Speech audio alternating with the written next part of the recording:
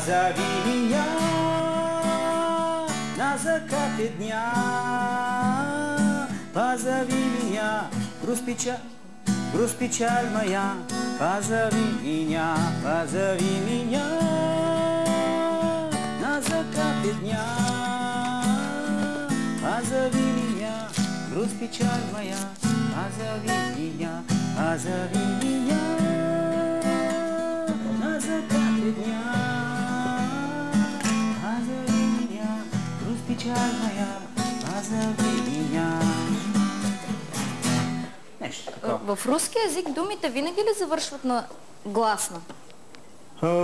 Ами, май да. Позови меня. Не. Меня, да. Повечето явно, но си има и думи, които завършват несъгласни. Знаеш ли защо? В немски език повечето... Груст. Моля? Груст, тага. Бруст е така. Груст е тага. Груст. Тага. А тъга. Тага, печал, тага.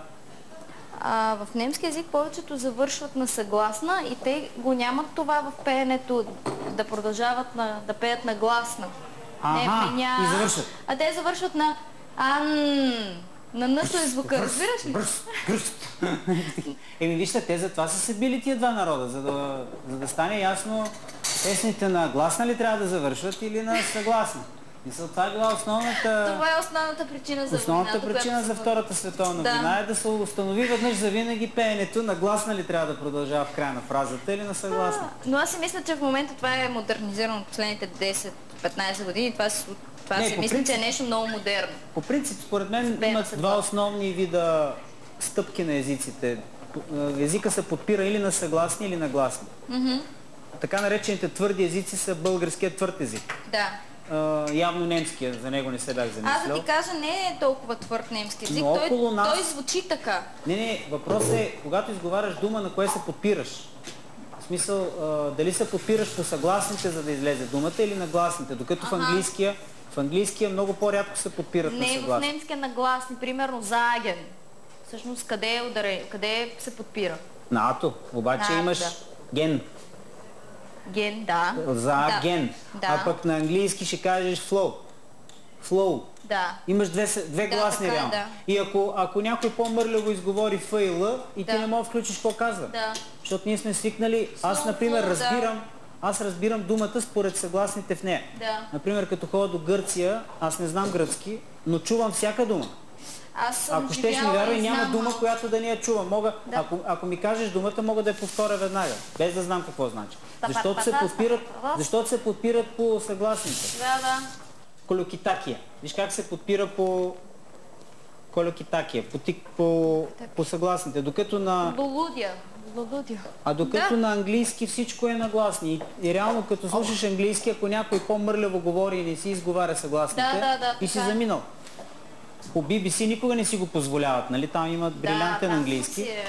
Обаче във филми, в разговорен език и ти реално губиш... Те вече там се включва и жаргон и... Докато италиански, гръцки, български, румънски, ако щеш... Има твърдо Р и мисля, че оттам... Да, те са твърди езици. И на мен са ми по-лесни такива езици, които са твърди. По-лесно разбирам за какво става дума. Аз не знам обаче в България дали казват Бавария. Бавария ли казват в България? Бавария го имаме предвид като за област нещо. Да, точно така. То е област в Германия. Бавария се казва на български, която е близо до...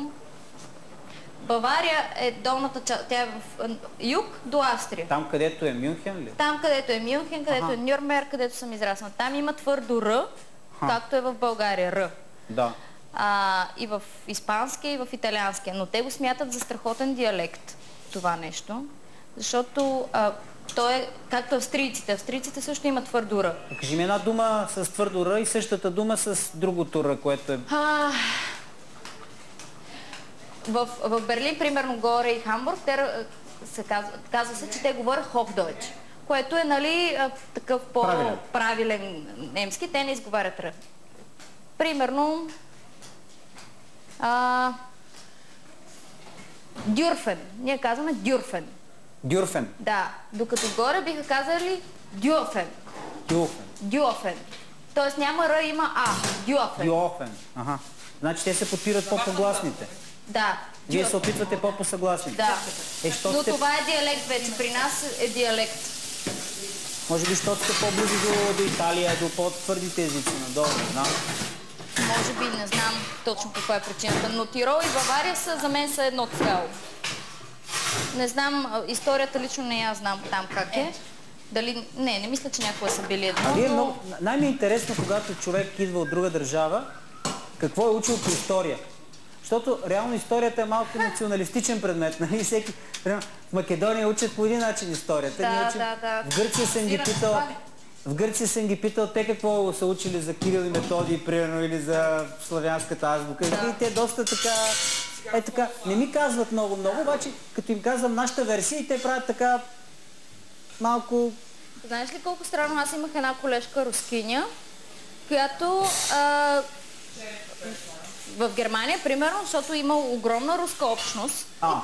Огромна руска общност. Те там са останали примерно 100 000 войници или колко? Много са останали в западната част, където всъщност е аристократичната част. Там са повече руснаци. Не знам каква е причината.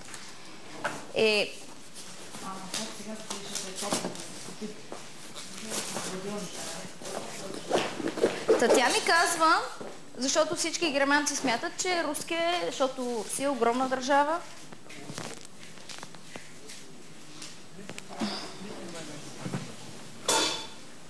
Русия е огромна държава и те българския език едва ли го нямат.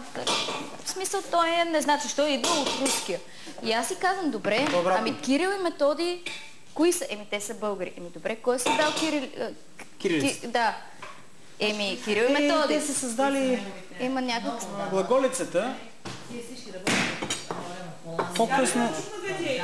Реално всъщност тази азбука, която създават Кирил и Методий, не е тази азбука, която е в момента. Доста се различава в интерес на истината. Но все пак е някакъв първоначалник. Да, поне първоначална стъпка и база нещо такова да се. Това всички германци смятат, че ние съществуваме благодарение на Русия. Което аз съм водила огромни спорове за това нещо. Заради социализма, в който си бяхме като република на... Аз като си прожектирах филмчето в Щатите, нали, след това излизаш пред публиката и всеки... Какво готвиш, бе, моето дете? Не готвя, специална пица, арт пица. Брезички рисувам. Да. Ако ги виждаш и ти... Да, започнаха да приличат на брезички. Това кьопало ли отгоре? Не, червен пепер. Това ли? Отгоре. Още не съм разбрала точно какво е. Риган. Брашно с риган. Нали инсталация? Брезички с кьопало. Да. Това е инсталация. Може така да се казва. И като излязах тогава и всеки задава някакви въпроси и един пита, а защо всички надписи, защото то нали улицата, защо всички надписи са на руски. И аз точно това им обясних, че всъщност те са на български, не са на руски. И че всъщност това е азбука, която е тръгнала от България. Много малко знаеш в България. Не е ли тук това? Тия не са ли? Много малко, за съжаление. Искам да кажа, че въпроси на национална политика това да бъде поддържан. Съгласна съм, но ние достатъчно дълги години сме били под шапката на тази огромна държава. Не само за това. Ние в момента дори не я опазваме, ако щеш. Тоест, ако по някакъв начин кирилицата съществува, до голяма степен това е благодарение на Русия в момента. Тоест, ако Русия не използваше кирилицата, смятай, че тази азбука никой нямаше да брои за никаква. Да, вече всички пишат на латиница. В Петербург, ти в София, не знам дали си се разхождала скоро. Да, скоро... Почти няма надписи на български в София. Как така? Повечето... За реклами ли ми говориш? Реклами, да, бар, кафе, грил, ала...